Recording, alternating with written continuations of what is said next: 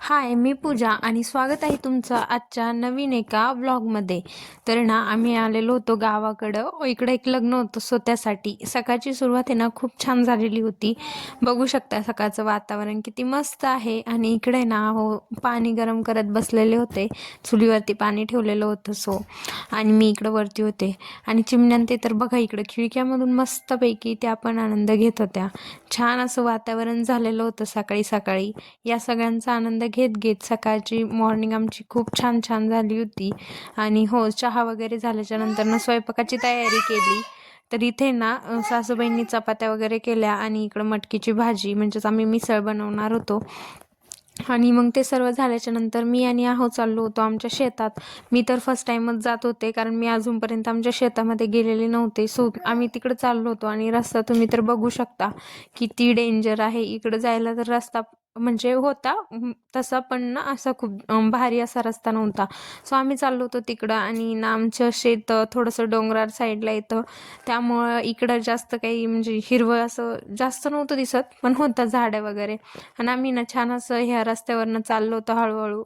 आणि मध्ये मध्ये ना असे डोंगर पण दिसत होते इकडून तिकडून. आणि आहोंचं काम चाललं होतं मला सांगायचं की हे याचं शेत आहे ते त्याचं शेत आहे. मी फर्स्ट टाईमच येत होते त्यामुळे ते मला इकडं सगळ्या गोष्टी सांगत होते. आणि ना आम्ही असं करत करत आहे ना जवळजवळ आमच्या शेतापर्यंत पोहोचत आलो होतो. थोडंसं दूर राहिलं होतं. तर तेव्हाच आहे ना इकडून काही गोष्टी दिसायला सुरुवात झाली होती. ते म्हणजे हे आहे आमचं घर शेताकडचं. तर आम्ही इथं खाली ना गाडी लावून वरती पायी जाणार होतो कारण वरती गाडी जात नाही. सो त्यामुळे आम्ही ना गाडी खाली लावून देणार होतो. आणि आम्ही शेतात आलो होतो यासाठी की आमचे ना दोन म्हणजे जे कुत्रे आहेत ना पाळीव सो ते होते वरती. त्यासाठी त्यांना आहे ना जेवायला आणि पाणी वगैरे ठेवायला आम्हाला सांगितलेलं होतं घरच्यांनी. त्यासाठीच आम्ही इकडं आलो होतो. तर त्यांना मस्तपैकी इकडं खायला टाकलं आणि पाणी देखील ठेवलं.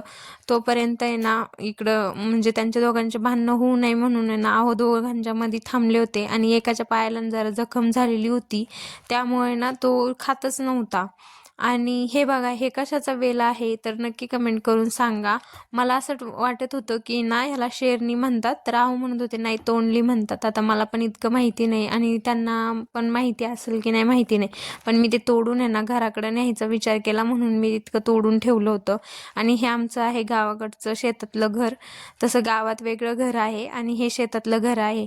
तर ते बघितलं आणि त्यानंतर मग थोडंसं शेतामध्ये फिरायचं मन झालं तर काही शेंगा वगैरे तोडून घेतल्या. आमच्या इथे ना तुरी आणि हरभरा आणि कोथिंबीर वगैरे आहे शेतामध्ये. सो तेच बघण्यासाठी आम्ही चाललो होतो. आणि इथून आहे ना खूप जास्त सटकत होतं म्हणजे उतार वगैरे होता ना मधून मधून. तर असं पडायची भीती होती आणि मी पळत पण होते अधूनमधून. शेंगा खात खात मस्तपैकी एन्जॉय करत करत शेत बघायचं काम चालूच होतं. आणि तुम्ही पण असं म्हणजे ना खूप दिवसांनी शेतात गेल्यानंतर ना असं भारी वाटतं. तर तुम्ही पण अनुभव घेतलाय का? आणि आमच्या शेतामध्ये ना मका पण लावलेली होती. आता ती का लावली होती हे तर मला माहिती नाही पण होती. आणि ना हे बघा हरभऱ्याला ना आता फुलं पण यायला सुरू झाले. तर माहिती नाही भाजी त्याची कशी काढतात त्यामुळे मी काही ती काढली नाही. आणि इकडे ना छान अशी ना मी मस्त फिरत फिरत आता शेताला पाणी पण द्यायला आले. आणि मी आहोंना म्हणत होते की खाली कोथिंबीर आहे पण ते म्हणत होते की जाऊ दे थोडीशी आहे त्यामुळं. तर त्यानंतर ना ही बघा आम्ही बघितली इकडं आमच्या शेतातली विहीर.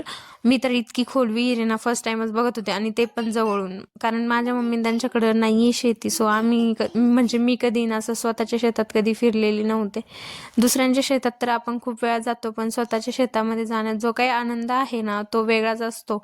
मी ना खूप जास्त एक्साइटेड होते शेतात येण्यासाठी. आणि भारी हे वाटलं. चिंचा वगैरे त्यानंतर बघून ना घरी वगैरे आलो, फ्रेश झालो आणि ना इकडं लग्नाची पण तयारी करायची होती. सो फ्रेश होऊन आहे ना मस्त माझं जे काही घ्यायचं होतं त्या सर्व गोष्टी घेऊन मी पार्लरमध्ये गेले, मेकअप वगैरे केला. आणि इकडे माझी मम्मी पण आलेली होती आणि इकडे माझ्या सासूबाई होत्या. तर इकडे ना मस्त आम्ही मंडपात वगैरे आलेलो होतो. आणि हे बघा पुढचं डेकोरेशन तर छान असं होतं, लाईटिंग वगैरे. आणि अजून तर नवरदेव नवरी आलेले नव्हते तोपर्यंतच अक्षता वगैरे वाटप झालेली होत्या आणि आम्हाला इतक्या सगळ्या अक्षता भेटलेल्या होत्या. तर आहे ना इकडं लग्नामध्ये ना खूप जास्त पब्लिक होती आणि डेकोरेशन पण मस्तच होतं. गावाकडे लग्न होतं पण भारी वाटलं. आणि मी ना आमच्या म्हणजे काय ना असं फर्स्ट टाईमच गावाकडे कोणाच तरी लग्नाला आलेले होते तर मस्त वाटलं. आणि आमची नवरदेव नवरी पण इकडं खूप छान होते, त्यांची एंट्री पण खूप छान झालेली होती. आणि हो असं ना म्हणजे खूपच प्रसन्न असं वातावरण झालेलं होतं. तर बाय, आजच्या ब्लॉगमध्ये इतकं.